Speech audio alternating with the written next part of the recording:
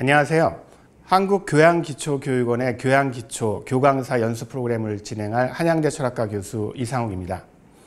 오늘 제가 말씀드릴 내용은 인공지능과 관련된 이 전체 프로그램에서 어떻게 보면 약간 색다른 시각이 될 수 있을 텐데요.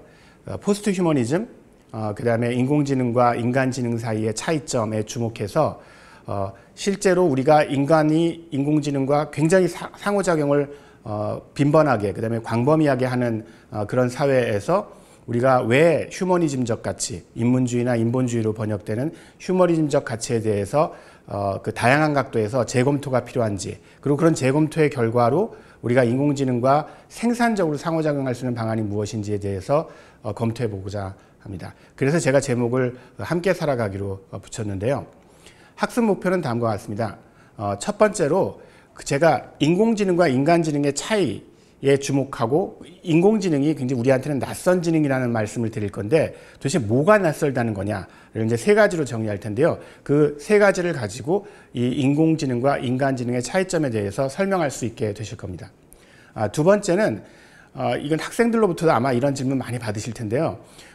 인공지능이 점점점 빠른 속도로 발전해서 인간보다 훨씬 똑똑해져서 인간을 지배하거나 인간을 멸종시키려고 들면 어떡하냐, 뭐 이런 얘기들을, 이게 이제 SF 영화적인 그 생각이긴 하지만 실제로 진지하게 몇몇 학자들은 이 부분에 대해서 우리가 적극적으로 대처해야 된다고 주장하고 있기도 합니다. 그래서 이걸 인공지능이 초지능으로 바뀌었을 때 제기되는 실존적 위험이라고 얘기하는데요. 이 실존적 위협에 대해서 현재 인공지능의 발전 수준, 그 다음에 앞으로의 전망에 기초해서 그 객관적이고 보다 중립적인 방식으로 평가하실 수 있게 될 겁니다.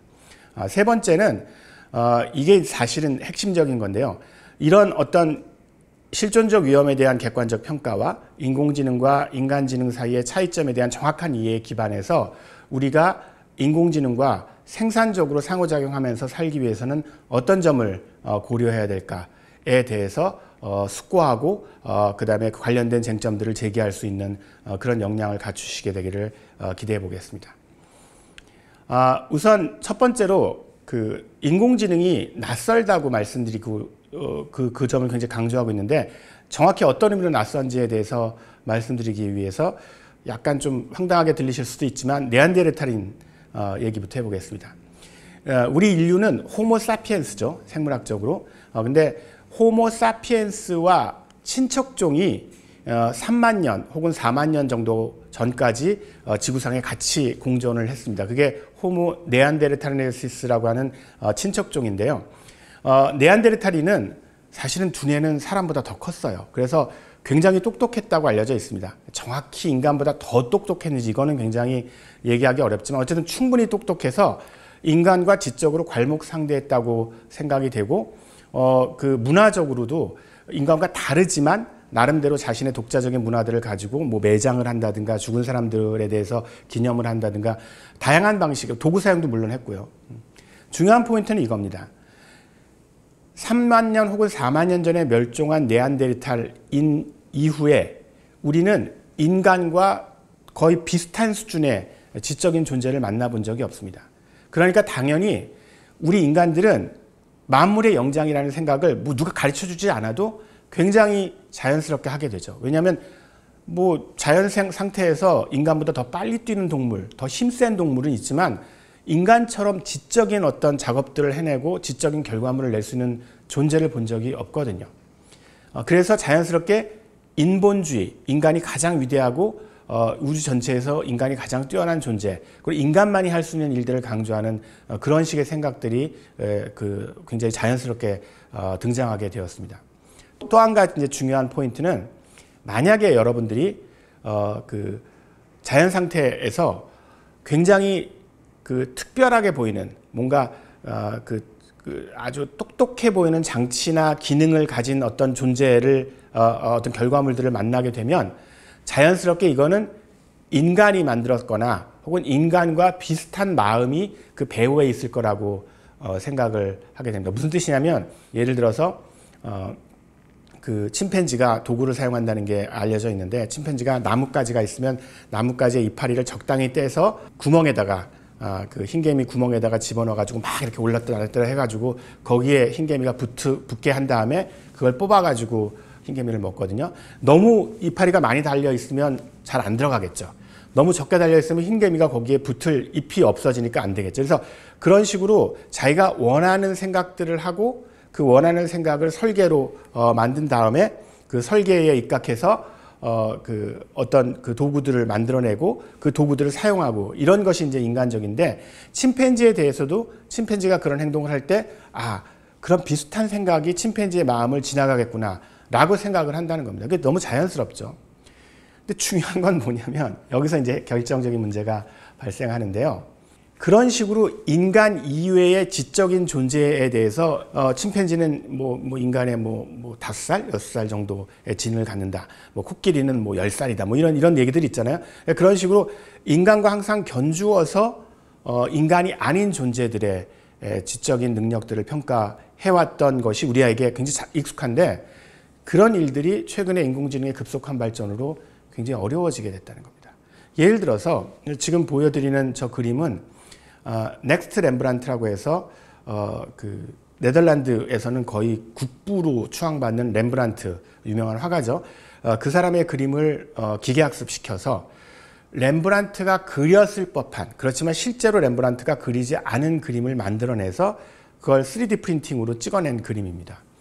렘브란트 전문가들도 너무너무 감탄해요. 이건 사실은 우리가 알고 있으니까 그렇지 만약에 이게 오래된 그 처리들을 거치고 그랬으면 이거 위작인 줄 모를 수 있을 정도로 너무너무 렘브란트 그림의 핵심들을 잘 담아냈다는 거죠. 자, 그런데 중요한 건 뭐 널리 알려진 사실이지만 인공지능은 저걸 만들어낸 넥스트 렘브란트라는 인공지능은 자기가 렘브란트 그림을 이렇게 새로운 그림을 하나 만들어냈다는 사실을 인지하지 못합니다. 사실은 그것뿐 아니라 훨씬 더 기본적인 거 자기가 그림을 그린다는 사실조차도 인지할 수가 없어요. 사실은 뭐 다른 강의에서 많이 들으셨겠지만 최근에 굉장히 유행하는 딥러닝을 비롯한 그 뉴럴 네트워크 베이스의 그 기계학습 인공지능은 그냥 뭉뚱그려 얘기하면 굉장히 복잡한 적분 기계입니다.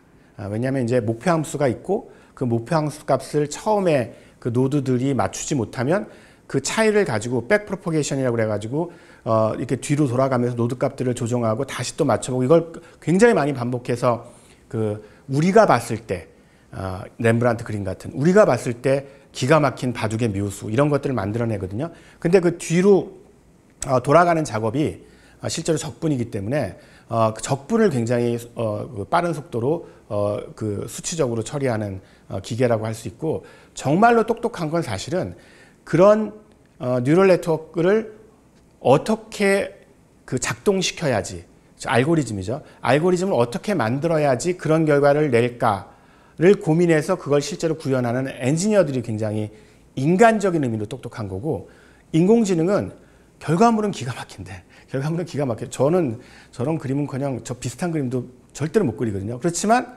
실제로 그 인공지능 자체는 자신이 무언가 하고 있다는 점을 이해할 능력이 없는 거죠.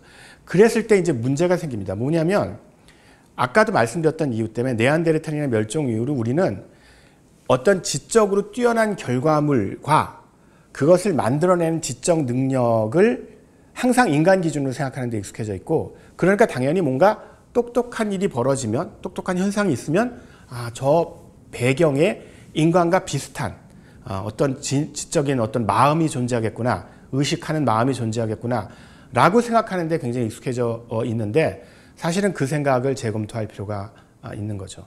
또 다른 측면으로는 인간과 괄목상대할 만한 상대를 그 존재를 한참 못 봤다는 그런 이유 때문에 자연스럽게 전 우주에서 전 자연계에서 인간이 가장 특별한 존재라는 생각을 가지고 이제 전통적인 인간주의, 인본주의가 직관적인 호소력을 가졌다면 이제 그 생각도 재검토할 필요가 있는 거죠. 단순히 우리가 예술 작품을 만들어낼 수 있고 아니면 동물은 못하는 어떤 특별한 지적인 행동을 할 수 있기 때문에 가치 있는 존재라면 인공지능은 사실은 그런 일들을 할 수 있는데 인간적인 방식으로 하지 않기 때문에 의식하지 않기 때문에 가치가 없는 건가? 아니면 여전히 가치 있다고 해야 되는 건가? 그 가치 있다고 할 때 정확히 어떤 근거에서 그 가치가 나온 건가?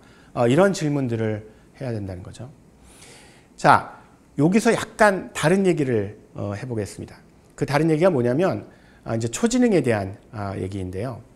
인공지능이 워낙 요즘에 이제 사람들이 할 수 있는 거는 전부 다 하는 그런 시대가 점점 오고 있어서 사람들이 이러다가 단순히 인공지능이 사람이 할 수 있는 일을 할 수 있게 되는 정도가 아니라 아예 사람을 뛰어넘어서 훨씬 더 똑똑해져서 그걸 특이점이라고 합니다. 그래가지고 그냥 자기가 원하는 방식대로 행동하다가 인간을 하찮게 여기거나 아니면 귀찮게 여길 그럴 가능성. 그러면 이제 인간이 멸종할 가능성이 있겠죠. 이런 걸 실존적 위험이라고 합니다. 이런 것에 대해서 많은 분들이 뭐 최근에 돌아가신 그 스티븐 호킹이나 여러 그 물리학자, 수학자 뭐 이런 분들이 굉장히 큰 관심을 가지고 있고 그런 이유들 때문에 이런 분들이 특히 일론 머스크처럼 엄청 돈도 많고 원래 엔지니어 출신도 여기에 관심이 많아가지고 어마어마한 돈을 투자해서 이 인공지능이 초지능이 됐을 때 인류가 직면할 실존적 위험에 어떻게 대응할 것인가에 대한 연구들이 진행되고 있습니다.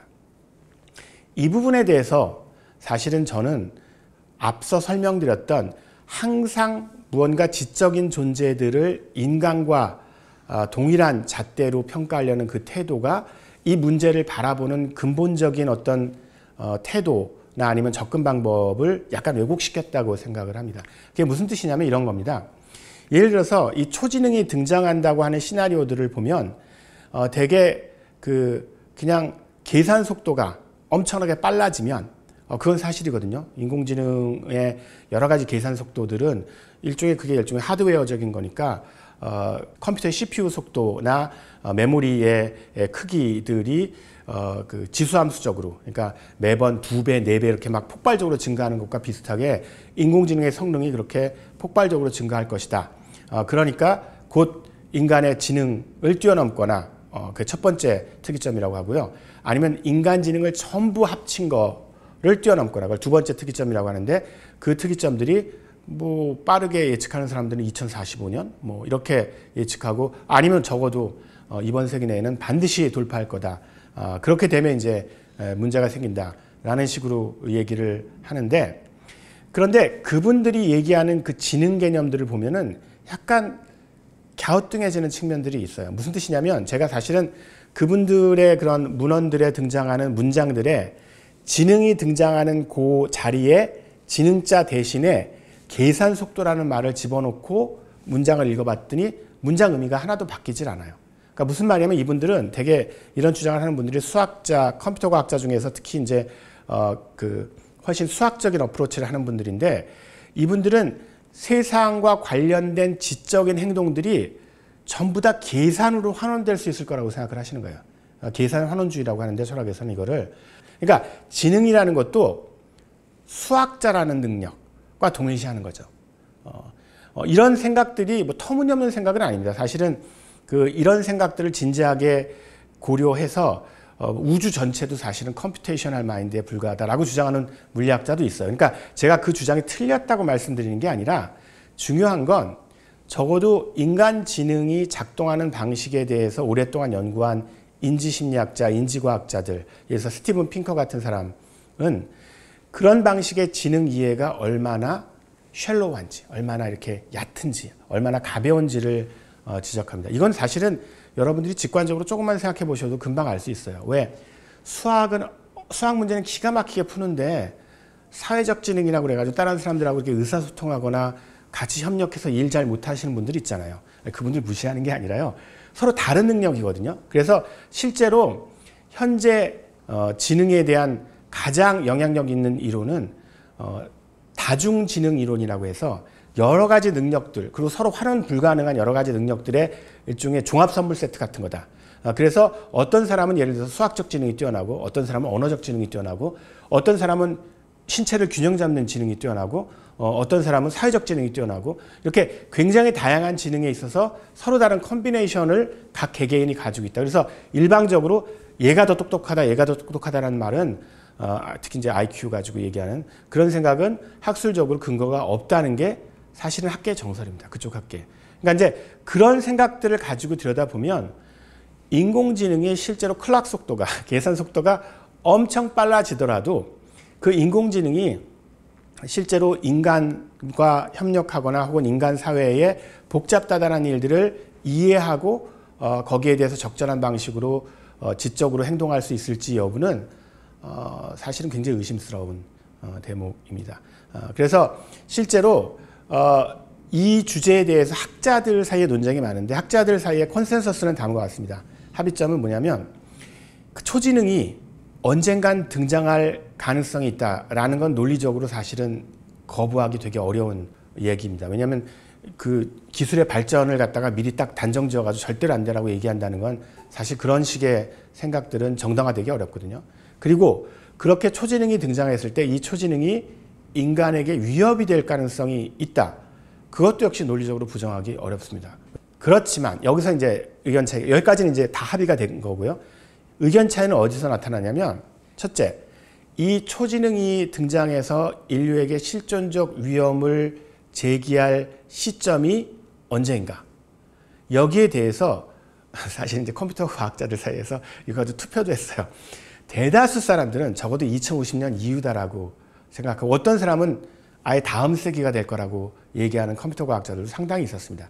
그런 이유는 뭐냐면 컴퓨터 과학에서 인공지능 분야 기술 발전 속도는 무지 빠른데 현재 인공지능 발전 양상이 바둑을 두거나 그 게임을 하거나 아니면 뭐 증권 투자를 하거나 이렇게 특정 기능을 특정 목적을 하는 그런 특수 인공지능 연구에 집중되어 있기 때문에 인간 수준의 인공지능이 되려면 일반 인공지능이어야 되거든요. 무슨 말이냐면 저는 알파고하고는 상대도 안 되게 바둑을 못 두고요. 그다음에 아까 넥스 렘브란트 그림 전혀 못 그리고요. 그렇지만 저는 대충 다 할 수 있거든요.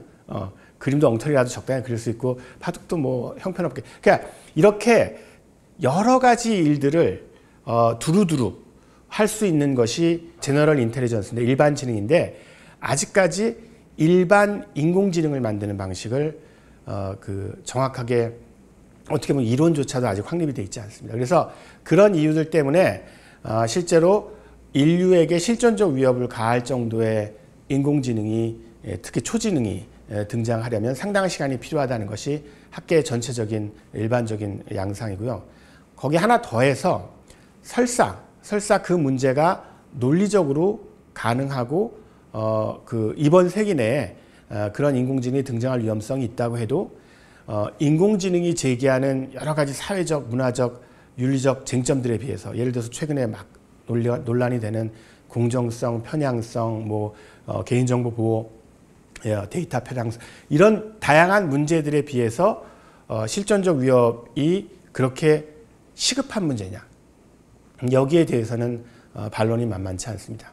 그래서 정리해서 말씀드리면 인공지능이 초지능이 돼서 인간을 위협할, 인간의 생존을 위협할 실존적 위험이 논리적으로는 가능하지만 이것이 실제로 얼마나 시급한 위협인지 얼마나 빨리 실현될 위협인지에 대해서는 상당한 의견 차이가 존재하고 다수 의견은 이게 시급하게 몇십 년 내에 우리가 걱정해야 될 문제라고 보기는 어렵다.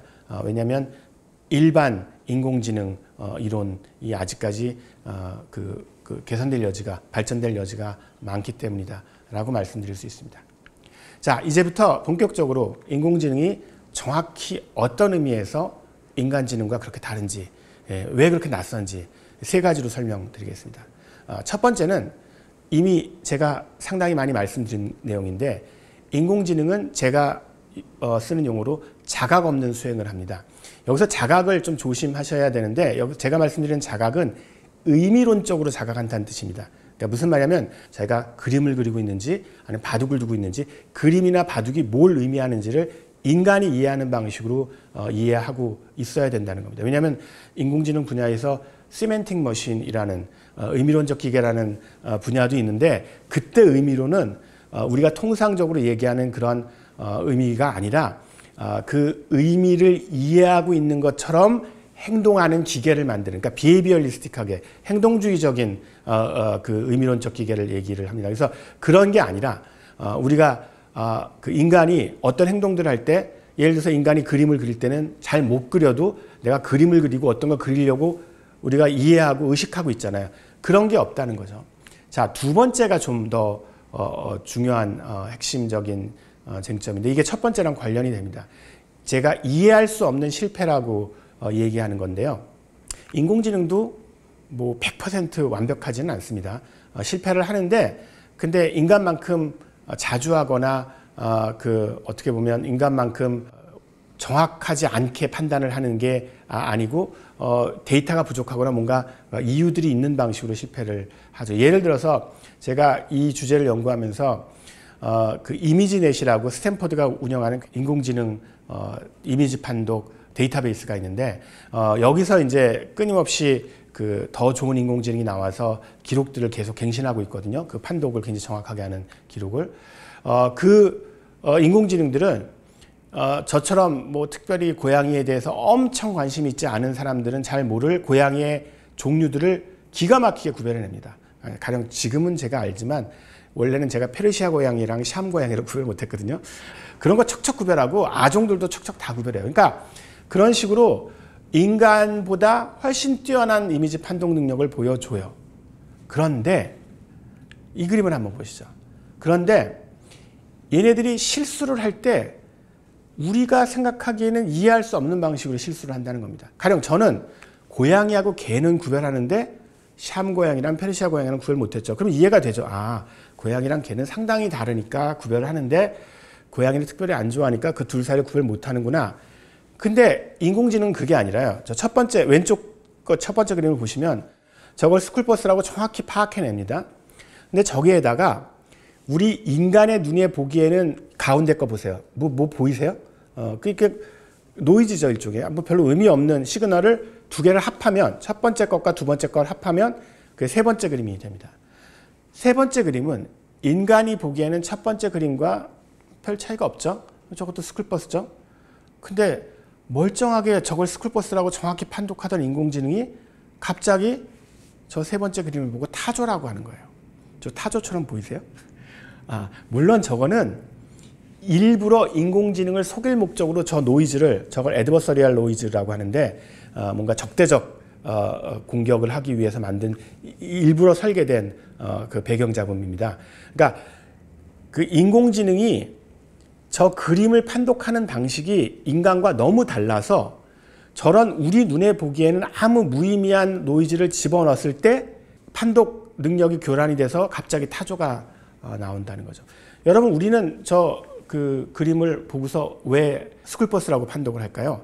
우리는 그림들에서 의미론적으로 유의미한 그런 매크로 피처들, 거시적 그 특징들을 봅니다. 즉 뭐냐면 미국에 가보신 분들은 스쿨버스는 되게 노란색이고 저렇게 앞으로 좀 튀어나와 있고 옆에 큰 문이 달려 있고 그 다음에 앞에 이렇게 동그란 이렇게 그 큰 빨간 어떤 등이 달려 있고 뭐 이런 전형적인 특징이 있거든요.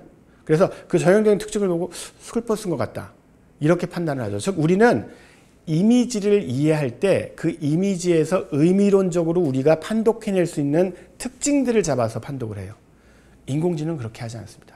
인공지능은 어떻게 하냐면 컨볼루션이라고 그래가지고 저걸 픽셀 바이 픽셀로 그 근처 픽셀들 4개, 8개 뭐 이렇게 모아가지고 거기 있는 그 색소들의 수치, 누메리컬 밸류들을 더하고 그 더한 값들을 적당하게 처리를 해가지고 거기에 라인들이나 이런 것들을 판독하고 그 라인들이 전형적인 스쿨버스 이미지, 전형적인 그 타조 이미지와 얼마나 일치하는가를 판독해서 스쿨버스 혹은 타조로 판독을 하는 겁니다. 그러니까 저 가운데 저 노이즈가 어떻게 만들어낸 거냐면 우리 사람 눈에는 여전히 사람이 굉장히 관심 있는 매크로 피처들은 그대로 유지하면서 인공지능의 컨볼루션 계산 알고리즘을 교란시키는 거죠. 그래가지고 얘가 저 노이즈까지 집어넣으면 인공지능의 그 이미지 판독 알고리즘이 보기에는 전형적인 타조의 마이크로 피처에 해당되도록 저런 노이즈를 넣은 겁니다.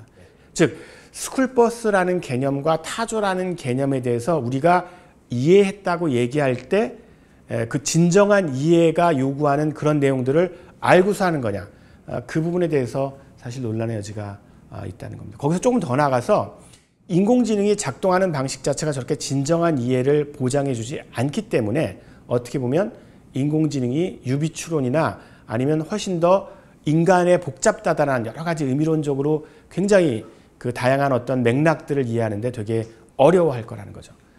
마지막으로 그 계산과 실제 간극이라는 개념으로 인공지능과 인간지능의 차이에 대해서 말씀드리겠습니다.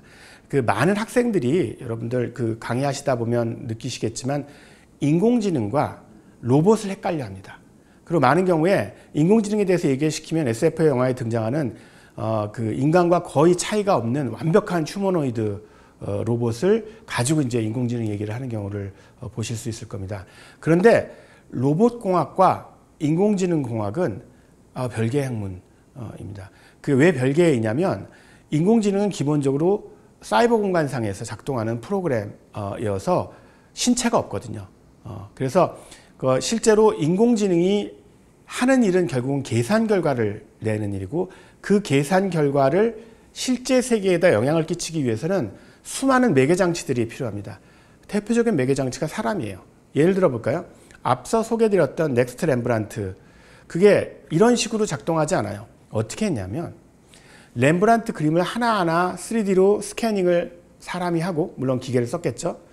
그 다음에 결정적인데 인공지능 엔지니어와 미술사학자들이 서로 협력해서 렘브란트 그림의 핵심적 특징들이 뭔지를 200개쯤 되는 그 특징들을 뽑아낸 다음에 그 값들을 매 그림마다 일일이 다 코딩했어요. 이런 걸 일일이 다 코딩해서 각 그림들을 인공지능이 이해할 수 있는 방식으로 다 만든 다음에 그 숫자들을 인공지능한테 주면 인공지능 그 숫자 가지고 기계학습을 한 다음에 아까 말씀드렸지만 그 숫자에서 발견되는 패턴, 그게 이제 렘브란트가 그림을 그리는 방식이겠죠.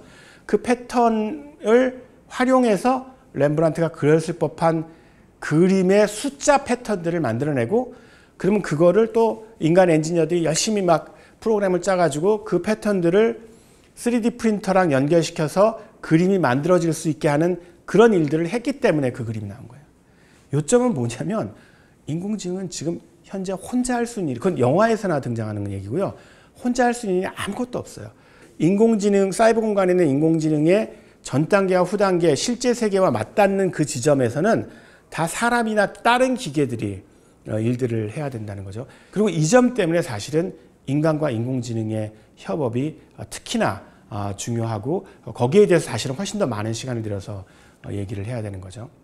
이 지점에서 왜 우리가 이걸 인공지능 윤리라는 말로 접근하는 것에 대해서 저항감이 있냐면 우리말의 윤리라는 개념과 영어의 ethic스라는 개념이 어마어마한 차이가 있기 때문입니다. 우리말의 윤리라는 개념은 제가 표준국어대사전에서 따왔는데요. 무슨 철학자들이 쓰는 용어가 아니라 일상적인 의미의 윤리라는 개념은 사람이 마땅히 따라야 될 도리나 원칙이라고 돼 있어요. 그러니까 일단 사람이어야 되죠.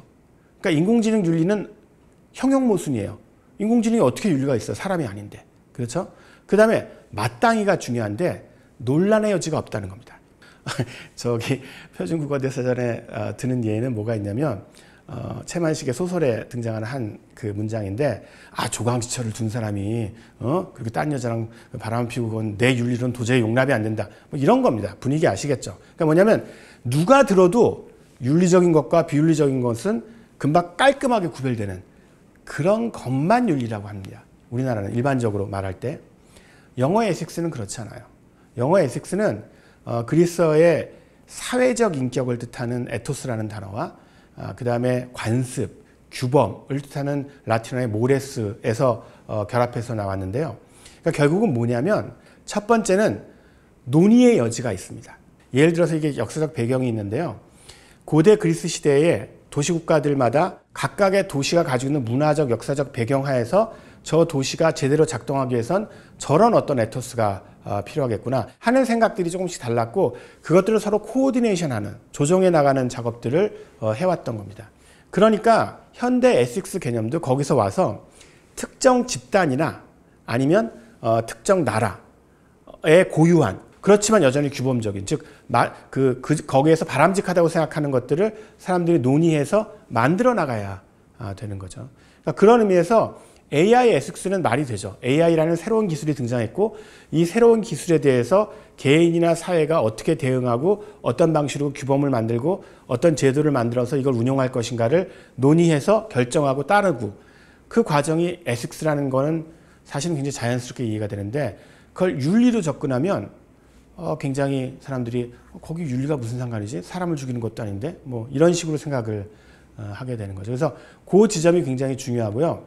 그런 맥락에서 사실은 국제적인 AI ethics 논의는 ethics의 의미로 진행되고 있습니다. 그 휴먼 인 더 루프라고 해가지고 초기의 생각들은 인공지능이 사람 허가도 안 받고 막 이상한 짓 해가지고 막 사고가 나면 큰일이니까 인공지능과 관련된 모든 의사결정 과정에는 사람이 어딘가 그 의사결정 루프에 들어가 있어서 사람을 꼭 통과해야 된다라는 생각이 굉장히 인기를 얻었어요. 이게 직관적으로 굉장히 그럴듯하죠.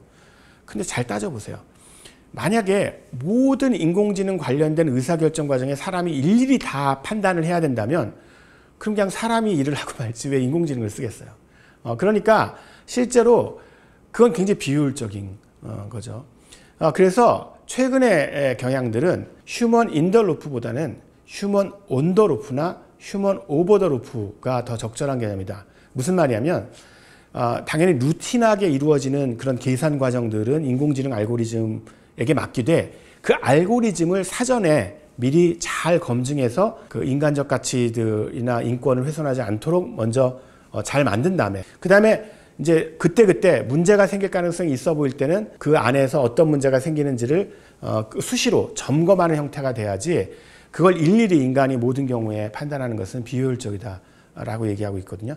그리고 특히나 인공지능처럼 굉장히 빠른 속도로 발전하고 앞으로 어떤 방식으로 발전할지가 열려있는 기술의 경우에는 제가 강조하는 어댑티브 가버넌스, 적응적 거버넌스라는 개념이 굉장히 중요합니다. 즉 뭐냐면 우리가 생각하기에 현 단계 기술에서도 반드시 지켜져야 될 최소한의 것들을 먼저 규정을 하고 그것들을 어기지 않도록 하되 인공지능 기술의 발전 방향에 대해서는 상당히 열어두고 그것들이 일정 수준의 그 구체성을 띠게 될 때 또 그 다음 단계 규제라든가 아니면 거버넌스 액션을 취하는 그런 어떤 방식으로 나가야 된다는 거죠.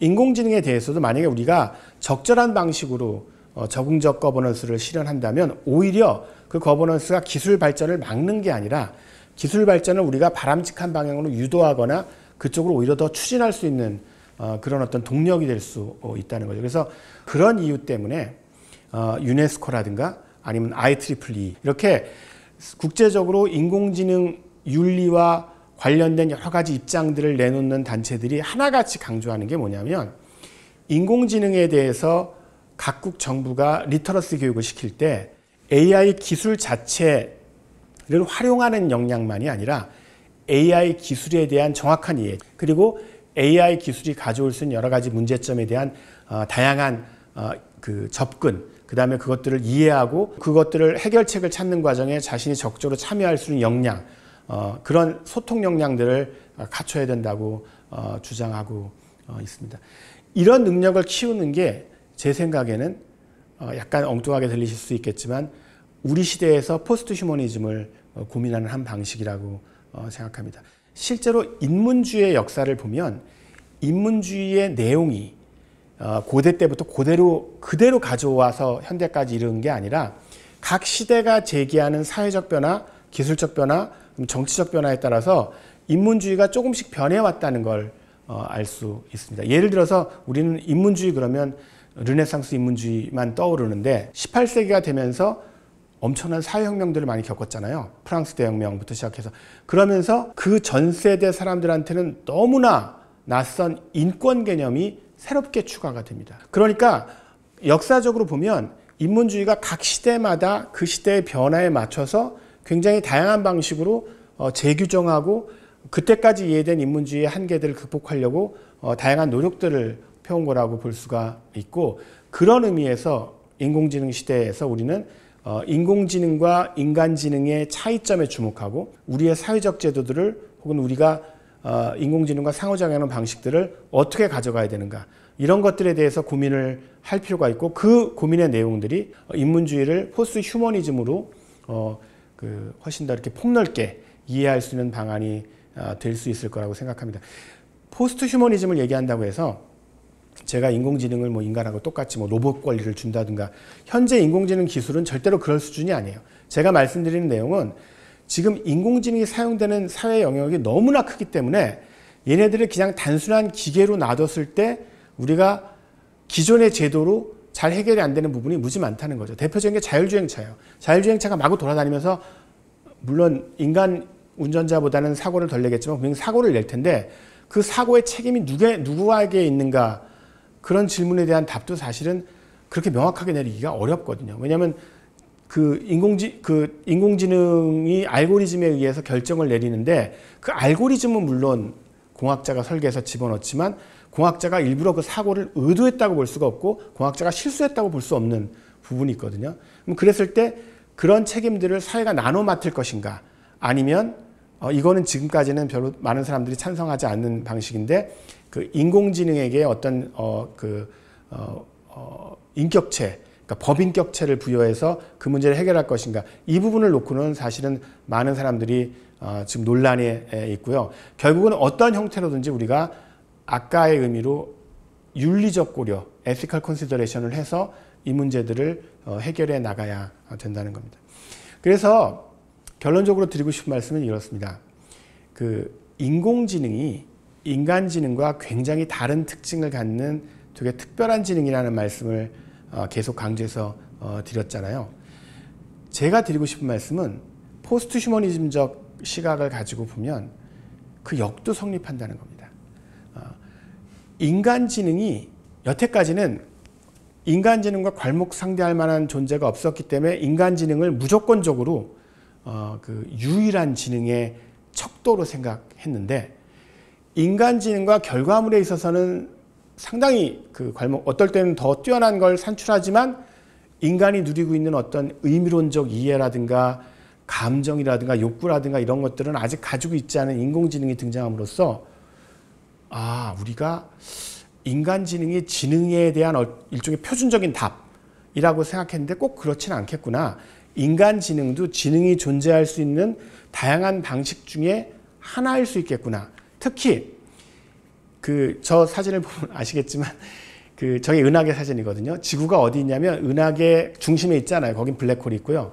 은하계 저기 이렇게 구석탱이에 태양계라는 아주 평범한 별의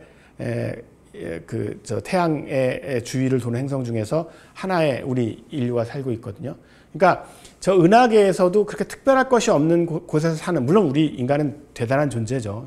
우리가 지금 이런 일들을 하고 있는 것을 봐서. 그렇지만 저기에 살고 있는 하나의 존재가 가지고 있는 지적인 능력들을 기준으로 예를 들어서 저기 태양계 전체의 모든 지적인 존재를 평가할 것인가? 그게 적절한가? 게다가 저 태양계만한 항성계가 은하계 내에 1000억 개쯤 있고요. 은하계 같은 별 집단이 우리가 현재 알고 있기로 우주 전체 1000억 개쯤 있거든요.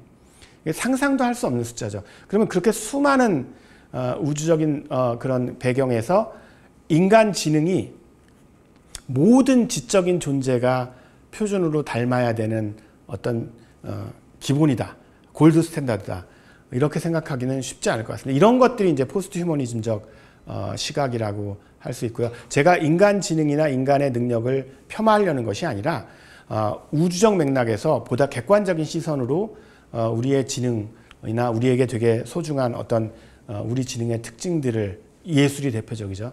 그런 것들을 보는 것이 인공지능의 등장으로 가능해졌다 하는 말씀을 드리고 싶습니다. 자, 정리하겠습니다. 오늘 배운 내용들은 다음과 같습니다. 첫 번째는 인공지능은 인간지능과 세 가지 측면에서 분명한 차이점을 보입니다. 자각 없는 수행을 하고요. 그 다음에 우리가 보기에는 이해할 수 없는 실패를 하고요. 그 다음에 인공지능은 사이버 공간상에서 움직이는 프로그램이기 때문에 계산을 하는 존재여서 실제 공간에 작동하는 것과는 계산과 실제의 간극이라는 게 존재한다 하는 말씀을 드렸고요.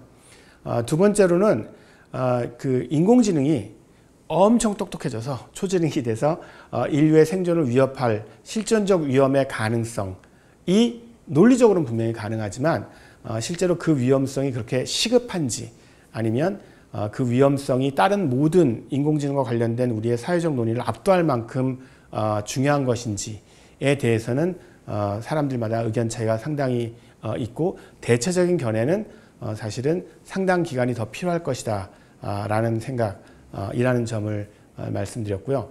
마지막으로 인간 지능이 인공지능이라는 굉장히 낯선 지능과 마주 보게 되면서 어떻게 보면 우주적 맥락에서 인간 지능도 지능이 존재할 수 있는 여러 양태 중에서 하나의 양태라는 그래서 훨씬 더 그 좁은 의미의 인문주의를 넘어서는 포스트 휴머니즘적 시각으로 그 우리의 지능들도 바라보고 그다음에 인간 지능과 인공지능 사이에 그 생산적인 상호작용의 길도 모색할 수 있게 되었다.